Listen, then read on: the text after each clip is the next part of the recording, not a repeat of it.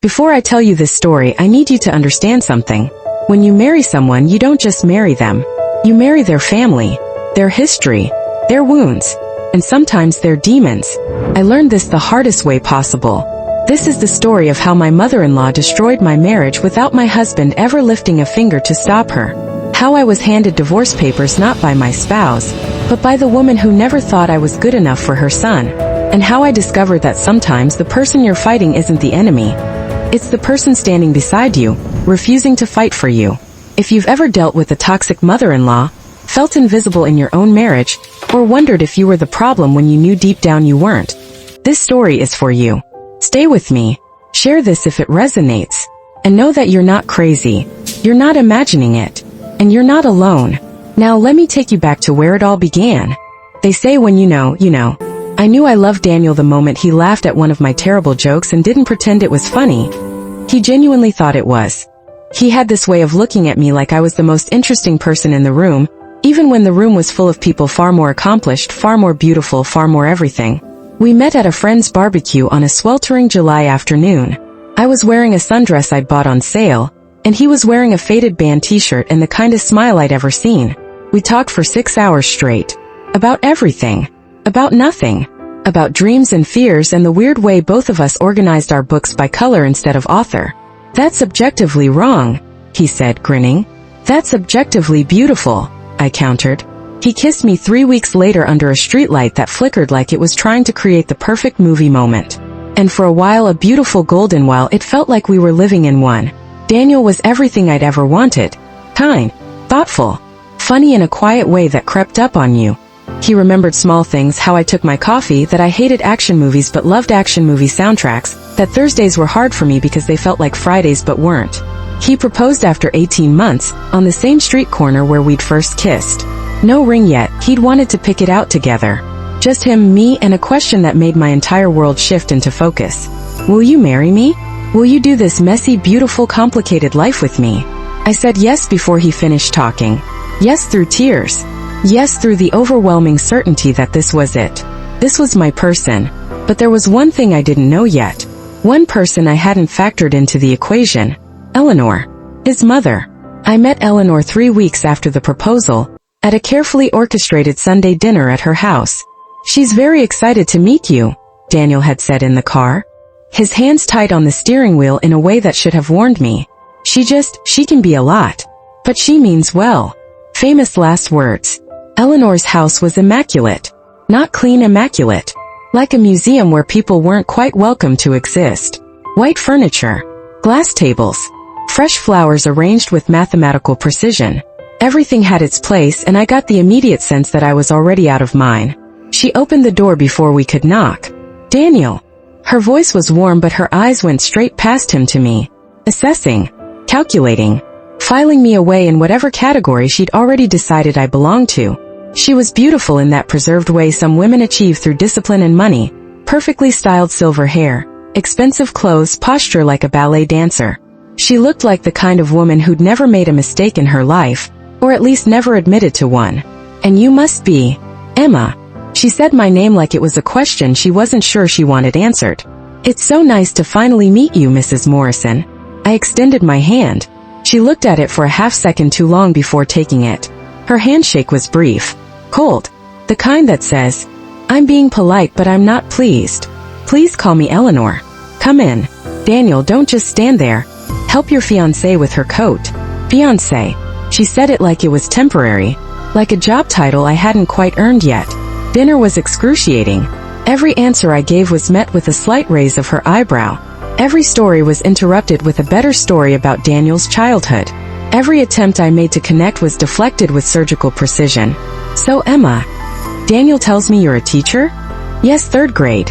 I love working with. How noble. Teaching is such important work. Of course it doesn't pay very well, does it? Daniel's father was a surgeon. I'm sure he's told you. We've always emphasized the importance of financial stability. Mom, Daniel said quietly. What? I'm just making conversation. When I mentioned I was close to my family, she smiled that smile that isn't a smile. How lovely. Family is everything. Though of course, when you marry, your primary family becomes your husband's family. That's traditional, isn't it? That's how it's always been done. When I offered to help with dishes, she declined. Oh no, dear. You're a guest. Though I do hope once you're married you'll learn Daniel's preferences. He's very particular about how things are done. His father and I raised him with very specific standards. Every sentence was a paper cut. Small, precise, easy to dismiss individually. But by the end of the night, I was bleeding from 1,000 tiny wounds. In the car on the way home I tried to laugh it off. So that was intense. Daniel sighed. She's just protective. She'll warm up once she gets to know you. Daniel, she basically told me I'm not good enough for you. She didn't say that. She didn't have to. He reached over and squeezed my hand. She'll come around. Promise. She just needs time. I wanted to believe him. I really wanted to believe him. The wedding planning was when things escalated from uncomfortable to unbearable. Eleanor inserted herself into every decision, not as a helpful mother-in-law offering guidance, as a hostile takeover specialist executing a coup. Daniel and I were thinking of a small wedding, I mentioned at our second meeting. Maybe 80 people. Something intimate. 80. Eleanor laughed. Actually laughed. Darling, we have over 200 people on our side alone. The Morrisons have a reputation to maintain. People will expect to be invited. It's our wedding, I said, trying to keep my voice steady. Of course it is. But surely you want Daniel's family to be represented properly? Unless you're embarrassed by us. Her smile was poisonous honey. Daniel, sitting beside me, said nothing. She hated my dress. Too simple. She hated my color scheme.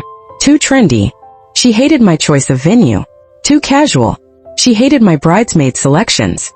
Don't you have any friends from better families? Every opinion I had was wrong. Every choice was questioned. Every preference was overruled. And Daniel kept saying, let's just keep the peace. It's not worth fighting over. Pick your battles. But here's the thing about picking your battles. When you choose not to fight any of them, you've already surrendered the war. The final straw came with the guest list. I wanted my college roommate Jessica to be a bridesmaid. Eleanor vetoed it. I don't think she's appropriate. Why not? I met her once. She was common. Like my best friend of 8 years was a piece of furniture that didn't match the drapes. Eleanor. She's one of my closest friends. And this is one of the most important days of Daniel's life. Surely you want everything to be perfect for him. For him. Not for us. For him. I looked at Daniel, silently begging him to say something. Anything. He cleared his throat. Mom, maybe? Daniel, darling, I'm just trying to help. You know how important appearances are. This wedding reflects on our entire family. He went quiet. And that's when I realized he was never going to choose me. Not because he didn't love me, but because standing up to his mother was a boundary he'd never learned to draw. We got married on a beautiful Saturday in October. Everything was exactly as Eleanor wanted it. The venue she chose, the flowers she selected, the guest list she approved. I walked down an aisle toward a man I loved, in a wedding that barely felt like mine. Eleanor sat in the front row wearing white. Actually white. Not cream. Not ivory. White. When I saw her, my heart dropped. Everyone knows you don't wear white to a wedding. It's the one unbreakable rule. But there she sat, radiant and defiant, making absolutely sure everyone knew who the real queen was. Daniel saw her. His jaw tightened. But he said nothing. His vows were beautiful. He promised to love me, honor me, stand by me through everything. But I kept thinking about that white dress. About all the little moments where he'd chosen silence over solidarity. And I wondered, were these vows he could keep? The first year of marriage was death by 1,000 cuts. Eleanor had a key to our apartment. Daniel had given it to her for emergencies. She used it liberally. I'd come home from work to find her rearranging our kitchen cabinets. You had things organized so inefficiently. This is how Daniel likes it. I'd wake up on Saturday mornings to find her in our living room. I brought breakfast. Daniel loves my pancakes. I'm sure yours are fine, but there's nothing like a mother's cooking. She'd show up unannounced during dinner. Oh, don't mind me, I just wanted to drop off some leftovers. Daniel, you look thin. Is Emma not feeding you properly? Every boundary I tried to set was met with wounded martyrdom. I'm just trying to help. I'm just being a good mother. I raised Daniel for 28 years. I think I know what he needs. And Daniel? Daniel would shrug helplessly and say, that's just how she is. Try not to take it personally. But how do you not take it personally when someone is systematically erasing you from your own life? She criticized my cooking, my cleaning, my career, my family, my friends, the way I dressed, the way I laughed, the way I breathed. Nothing I did was ever right. And the worst part? She was so good at making it sound like concern. Emma dear, are you sure you should wear that? It's a bit revealing, don't you think? I'm just worried about Daniel's colleagues getting the wrong impression. Emma, sweetheart, I noticed you've gained a little weight. It happens after marriage. I have a wonderful nutritionist I could recommend. Emma, honey, I'm not sure this is the best color for the living room. Daniel has always preferred earth tones. It's important to consider his preferences, don't you think? Every criticism wrapped in sweetness. Every attack disguised as advice. The real breaking point came on our first anniversary. I had planned a romantic dinner at home. Candles. His favorite meal. A weekend trip I'd secretly booked to the cabin where we'd first said, I love you. I spent all day cooking. Made his grandmother's recipe for pot roast that I'd practiced for weeks. Set the table with our wedding china. Put on the dress he'd once said made me look like starlight. He was supposed to be home at 6. 6 came and went. 7. 8. At 8:47 he finally called. Babe, I'm so sorry. Mom needed help with something at her house. The kitchen sink broke and she was freaking out. I'll be home soon, I promise. Daniel, it's our anniversary. I know. But she's alone. Dad's been gone for 2 years. I can't just leave her when she needs me. What about when I need you? Silence. Emma, that's not fair. It's a plumbing emergency. It's our anniversary. Our first anniversary. And you chose your mother's sink over me. Don't make this a thing. I'll be home in an hour. He came home at 11:30. The food was cold. The candles had burned down. I changed out of the dress. I'm sorry, he said, and he looked like he meant it. Let me make it up to you tomorrow. But tomorrow never came. There was always something. Always someone. Always her. Things spiraled after that. Eleanor started openly criticizing me to Daniel. In front of me. Daniel, sweetheart, have you thought about marriage counseling? I've noticed Emma seems unhappy. I'm worried she's not adjusting well to married life. Some women just aren't cut out for it. I'm sitting right here, I said. Oh, I know, dear. I'm just concerned about my son's happiness. That's a mother's job. Never stops, you know. She'd call him during dinner. During movies. During the few precious moments we had alone together. And he'd always answer. It's my mom. I have to take this. It's just 5 minutes. She might need something important. Our entire life was on hold for her convenience. I tried talking to him. Really talking. Daniel, I need you to set boundaries with your mother. She's just lonely, Em. She's suffocating us. You're being dramatic. I'm being honest. She has a key to our apartment. She shows up whenever she wants. She criticizes everything I do.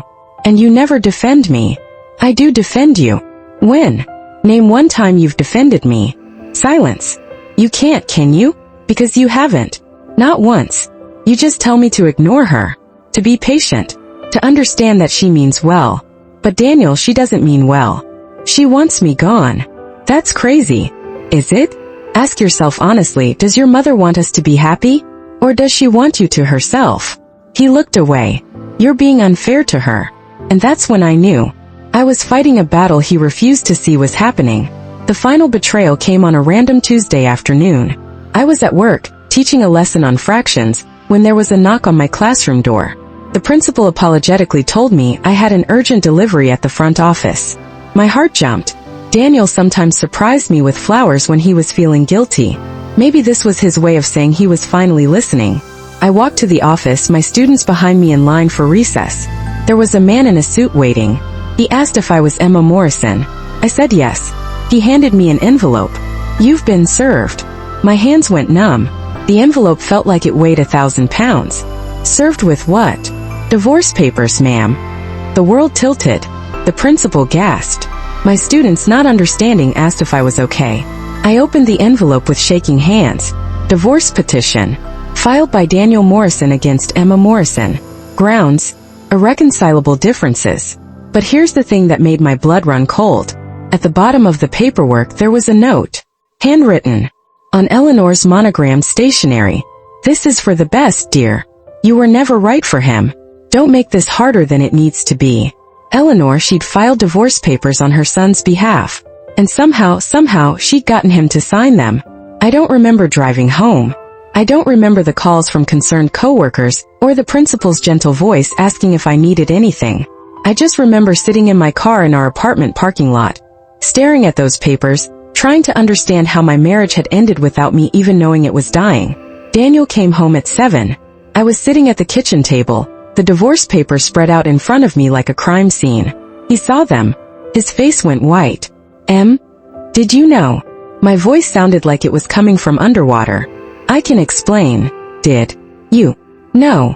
He swallowed hard. Mom said she'd take care of the paperwork. I didn't know she was going to. You signed these.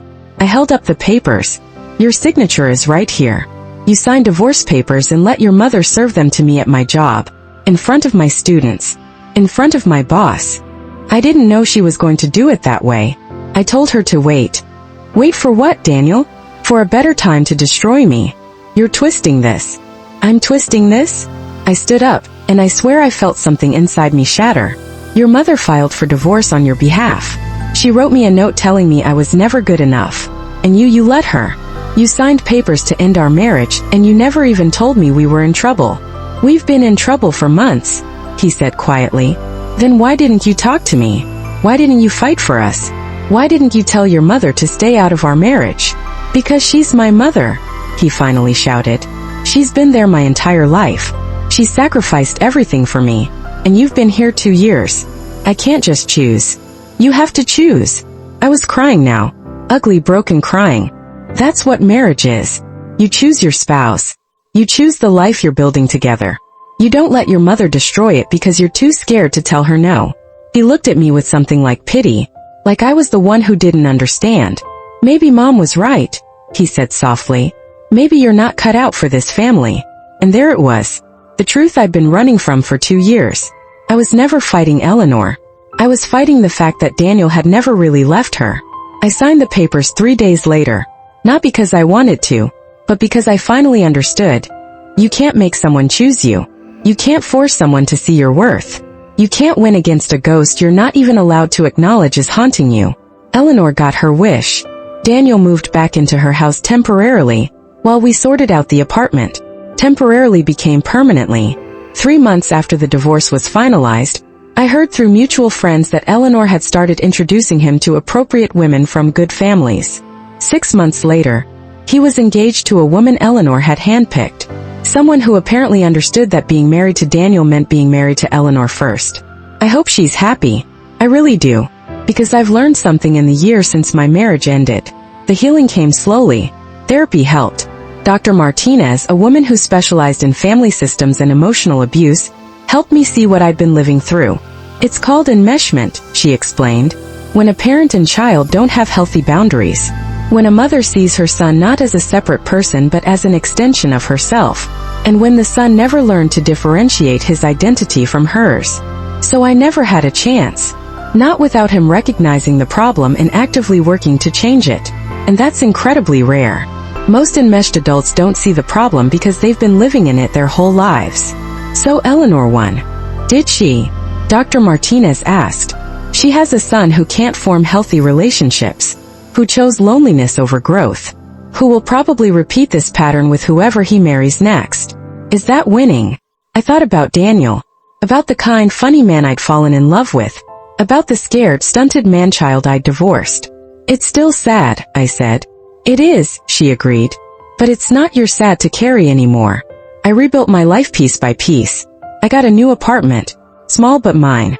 I decorated it exactly how I wanted, bold colors, mismatched furniture. Books organized by color because it made me happy. I reconnected with friends I'd lost touch with during the marriage. Jessica, my common college roommate, took me out dancing and reminded me what it felt like to laugh until I couldn't breathe. I started painting again. Something I'd given up because Eleanor said it was impractical and made a mess. I joined a support group for people recovering from toxic in-law relationships. Turns out I wasn't alone. Not even close. Room after room of people with the same stories. Different details, same wounds. And slowly, so slowly, I started to remember who I was before I spent 2 years trying to be someone else. A year and a half after the divorce, I ran into Daniel at a coffee shop. He was with his new fiancée, a quiet blonde woman in a beige dress who kept checking her phone like she wanted to be anywhere else. Our eyes met. For a second I saw recognition. Maybe regret. "Emma," he said. "Daniel." Awkward silence. His fiancée looked between us. "Is this?" "My ex-wife," he said. Not unkindly, just sadly. "I should go," I said, grabbing my coffee. "Wait." He touched my arm gently. "You look happy." I was surprised to realize it was true. "I am. I'm glad." He paused. "I'm sorry. For everything. The way it ended. The way I should have been better." His fiancée shifted uncomfortably. "Yeah," I said simply. "You should have." I walked away before he could say anything else. Because here's the thing. I forgave him. Not because he earned it. But because carrying anger was like drinking poison and expecting him to die. But forgiveness doesn't mean reconciliation. It doesn't mean I'd ever let him close enough to hurt me again. Just means I put down the weight.